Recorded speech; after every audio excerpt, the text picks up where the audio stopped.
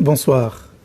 Beaucoup de personnes, à l'approche de la fête de Rosh Hashanah, Yom Kippour, ressentent une profonde angoisse. Parce qu'on dit que Rosh Hashanah, c'est le jugement de chaque créature. Dieu revisite chacun, il regarde le dossier de chacun, il écrit ce qui va arriver à chacun durant l'année, et c'est Yom Adin, c'est un jour de jugement. Et souvent, ça fait un sentiment désagréable, un sentiment dur. Alors que finalement, Rosh Hashanah, c'est une fête, c'est un Yom Tov. Donc, il faut comprendre mieux la nature de ce jour, la nature de ce jugement, pour pouvoir réconcilier la notion de respect, la notion de crainte, la notion de jugement et la notion de fête, la notion de renouveau, la notion d'un jour festif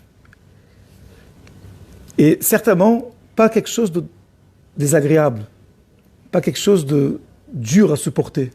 Ça, c'est certainement pas le but et le sens de Rosh Hashanah. Donc, on va essayer de travailler un petit peu ce point aujourd'hui, fondé sur un détail de la tefila qui peut échapper facilement. Dans la tefila de Rosh Hashanah, on répète plusieurs fois ce morceau. Hayom Harat Olam, qui se traduit Harat par le mot Herayon, conception, grossesse. Donc le traducteur, il va écrire le monde naquit en ce jour. Hayom Harat Olam, aujourd'hui c'est la naissance du monde. Puis, cet effet-là continue. Hayom Yamid Mishpat, Kol Yitzurei Olamim. Toutes les créatures des mondes seront jugées en ce jour. Et on demande à Hachem, juge-nous comme des fils. Prends-nous en pitié, comme un père a pitié de ses enfants. Donc c'est joli de fila. On est en train de parler, voilà, c'est joli. Aujourd'hui, c'est l'anniversaire du monde. Mais quand on se demande d'où vient cette expression, Hayom Harat Olam, ceux qui ont composé la liturgie spéciale de Rosh Hashanah, ils se sont fondés souvent sur le langage de l'écriture. Et en effet, cette expression-là, elle n'apparaît qu'une seule fois dans tout le Tanakh, dans le livre de Yirmiyahu.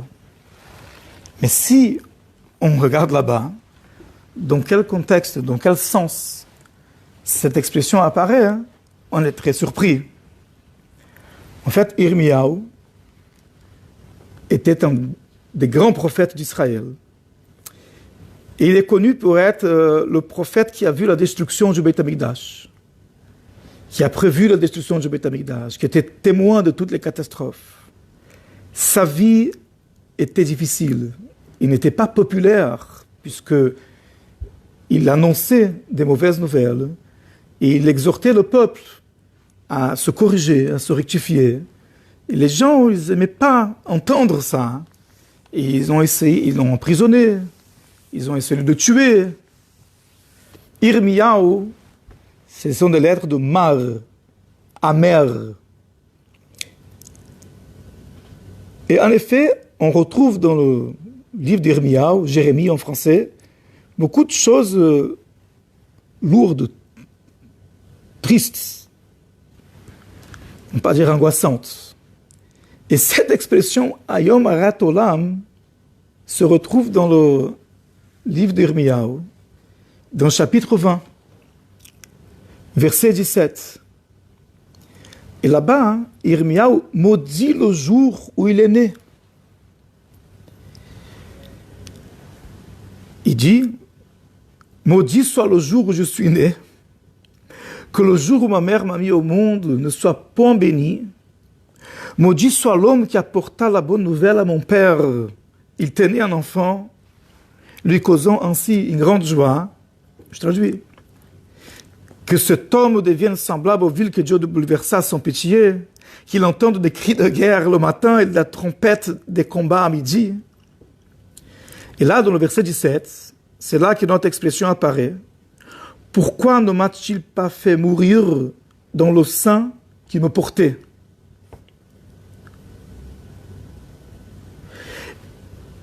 Ma mère m'eût servi de tombeau, et ses flancs eussent à jamais gardé leurs fruits. En hébreu, en original,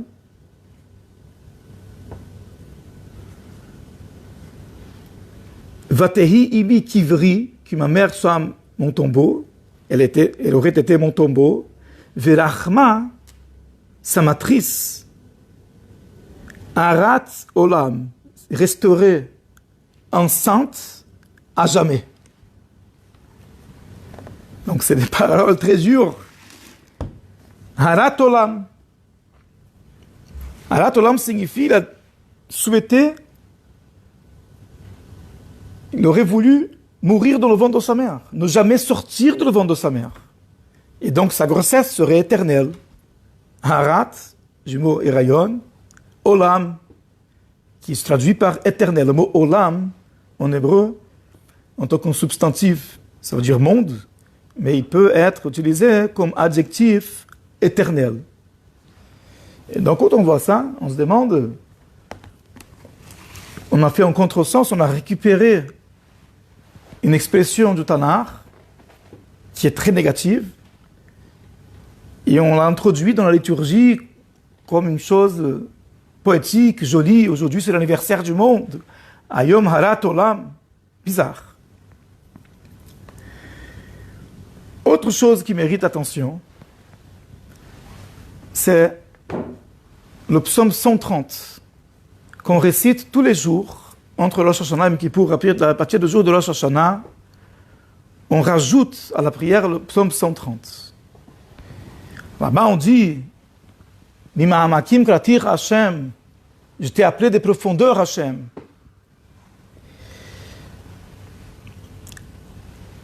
Et dans ce psaume, il a dit une expression curieuse. Il est marqué Ki micha aselicha le ma'an tivare. Car le pardon est auprès de toi afin que tu sois craint.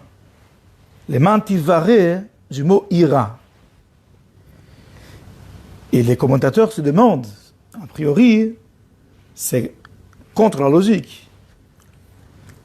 Quand quelqu'un pardonne, on a plutôt tendance à lui manquer de respect, à ne pas le craindre. Quand tu dis à quelqu'un, il pardonne jamais, et il est très puissant. Logiquement, ça devait susciter la crainte. Et quand on dit quelqu'un, il pardonne, il suffit de regretter, demander pardon, il pardonne. A priori, ça stimule les gens à le prendre moins en sérieux. Et là, le Teilim dit le contraire. Imera selicha le mantivare. Le pardon est auprès de toi. Toi, tu as ce don du pardon pour que tu sois craint. Donc, le premier rabbi de Chabad, l'Admor Zaken, il a donné une métaphore pour expliquer cela. Imaginons quelqu'un, un homme d'affaires, il a une idée de faire un projet immobilier. Acheter, construire, vendre. Donc il va à la banque. Il demande un prêt. Il s'est dit, voilà, je vais investir. Voilà mon business plan. J'aurai tant et tant de bénéfices. Je demande un prêt. Après, je vais rendre. Et les intérêts, c'est une partie des bénéfices. Je suis quelqu'un de très réputé, avec un bon dossier, respecté par les banques. Le banquier étudie son dossier. Il dit, pas de problème. On va faire le prêt. Il emprunte beaucoup d'argent, il investit dans l'immobilier, et d'un coup, il y a un grand crash, comme le crash de 2008. Tout l'immobilier s'effondre.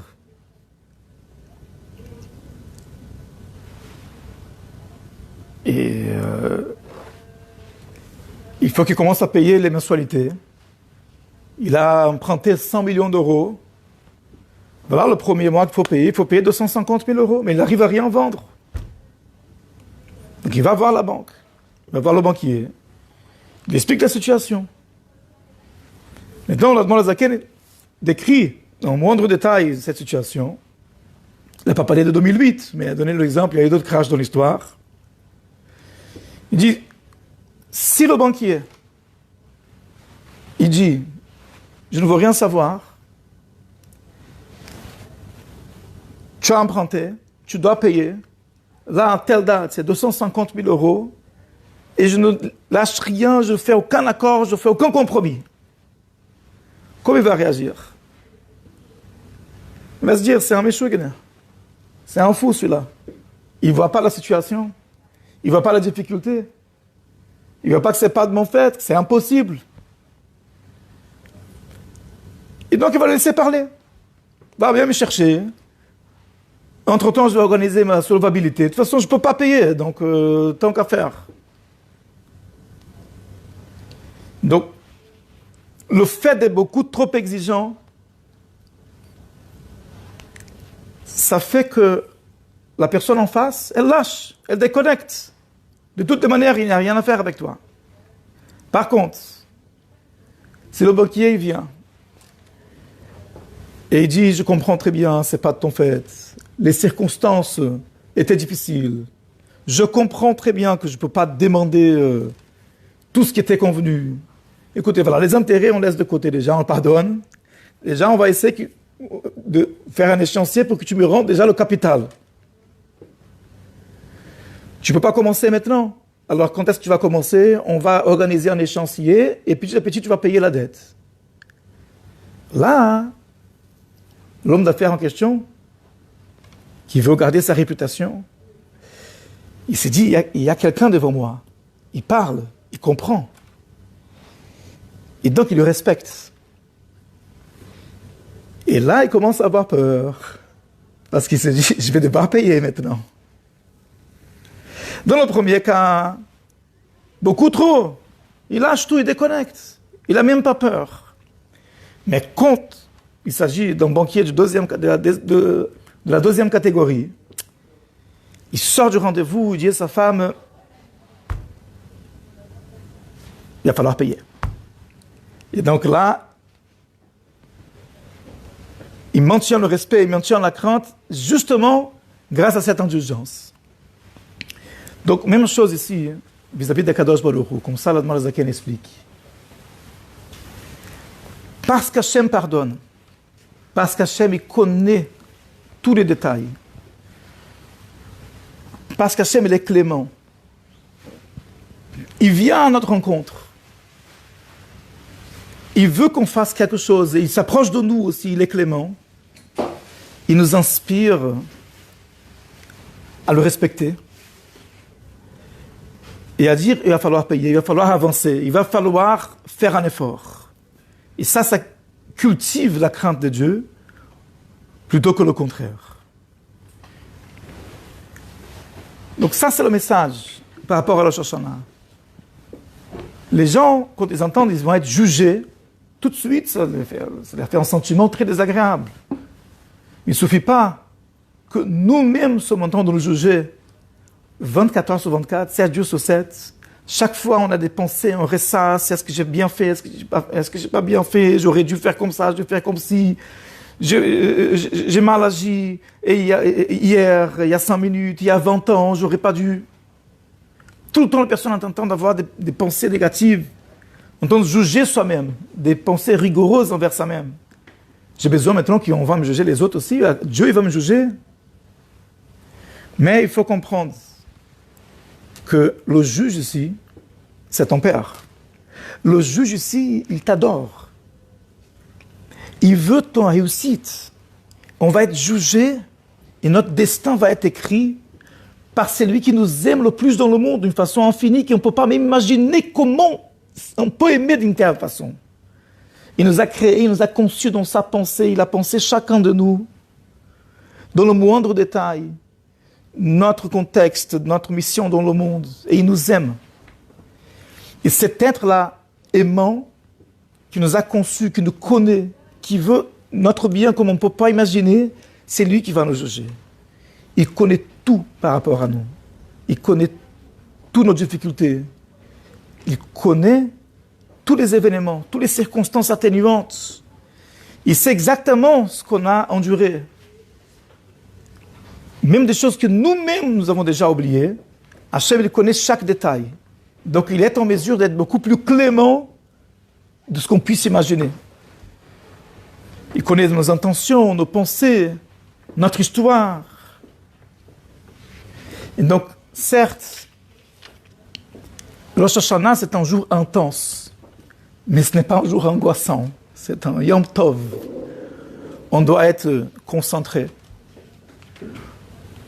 on doit être connecté, on doit profiter de chaque instant de Rosh Hashanah pour réveiller en nous l'intériorité de notre âme, notre connexion profonde, innée, intrinsèque, suprarationnelle avec Hachem. On doit s'engager dans ce jour-là. Voilà, Hachem, je suis là pour toi. Je vais faire de mon mieux cette année pour faire ta volonté. Et finalement, c'est un jour joyeux. C'est un jour sérieux, intense, mais jamais angoissant. Un jour joyeux. Ça, les Mantivaré, ils pardonnent, et donc comme ça on peut le craindre. Quand on ressent un lien tellement fort, que quelqu'un nous aime tellement, il est prêt à pardonner, il nous connaît, il est là pour nous aider à avancer. Et donc on craint d'abîmer cette connexion. On ne veut pas perdre ce contact. En fait, quand on entend parler que quelqu'un nous aime de façon tellement profonde, c'est effrayant. C'est tellement fort, tellement puissant. Hachem nous aime tellement. Ça fait peur, mais c'est une peur agréable. On sait qu'on a un père, on sait qu'on a un créateur, on n'est pas seul, on n'est pas un accident. Et quand Hachem écrit chaque chose qu'on fait dans son livre, c'est pas comme un policier qui nous met une amende. C'est comme une maman qui écrit dans son journal, aujourd'hui mon enfant, il a pris une cuillère, aujourd'hui mon enfant, il s'est retourné, aujourd'hui mon enfant, il s'est mis debout, il a commencé à marcher, il a commencé à parler. Par amour, cette mère-là écrit chaque détail de ce qu'il fait son enfant. C'est comme ça qu'Akadosh Baruch Hu, il écrit dans son livre chaque action que nous faisons, par amour. Et donc ça, c'est l'explication qu'il faut donner à cette prière. Ayom Harat Olam. Il y a deux traductions. La traduction simple, aujourd'hui, c'est la naissance du monde. Harat Olam. Mais si on regarde dans la source, dans Yirmiyahu, Ayom Harat Olam veut dire une grossesse éternelle. Comme quelqu'un qui n'est pas né. Quelqu'un qui n'est pas sorti dans le monde. Ça symbolise quelqu'un dont le potentiel n'a jamais été utilisé. Et donc, quelle est la bonne traduction? C'est à nous de choisir. Est-ce qu'on fait de ce jour-là un Harat Olam, une renaissance, une nouvelle conception?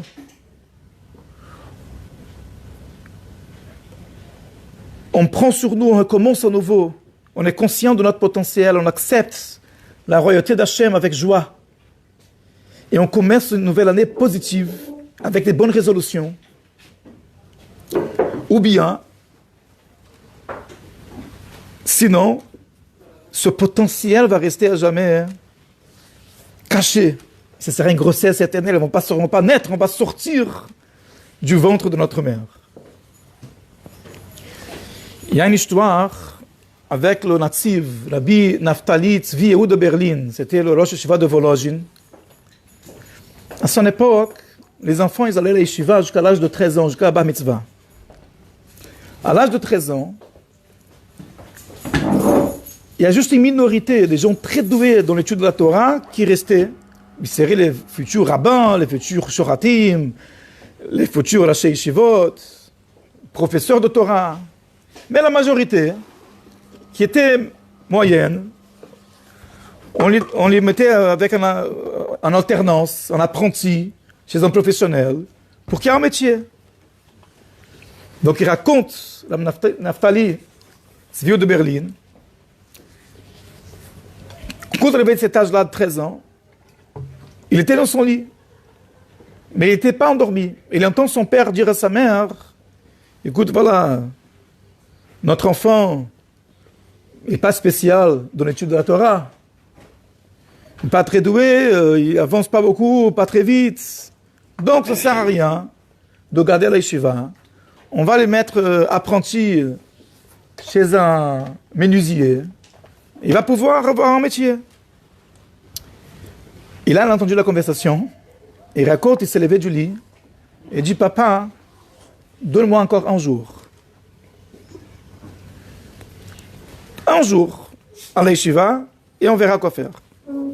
Et le père, il a dit, mais qu'est-ce qu'il y a? C'est pas grave, tu vas être un bon juif, tu vas être un menuisier. Donne-moi un jour et on verra. Et ce jour-là, il est arrivé à l'école, à la yeshiva, le professeur, il n'a rien compris. C'est quel enfant brillant. Jusqu'à maintenant, il était relâché comme ça. Quand il a vu que son potentiel ne serait pas utilisé, parce que lui connaissait son potentiel, mais il était paresseux. Et quand il a vu qu'il allait perdre ce potentiel à jamais, il s'est mis, il est resté, il est devenu le natif de Volozhin. Et plus tard, quand il a raconté cette histoire,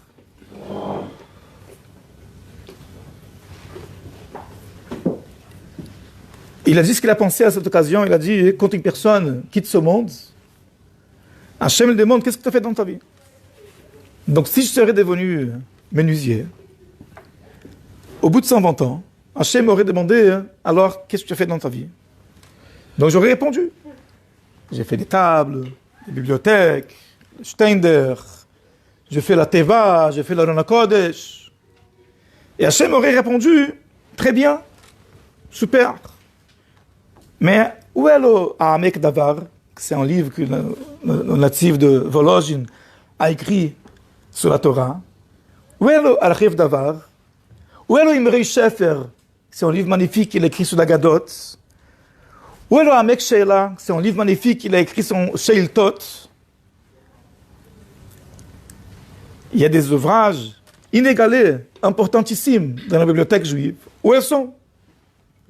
Donc pour cela, j'ai demandé ma deuxième chance, et je suis resté. C'est bien parlé, chacun a un potentiel, on n'est pas tous le natif de Volozhin, et on n'a pas besoin d'être. Chacun il a son potentiel, dans Torah et Mitzvot.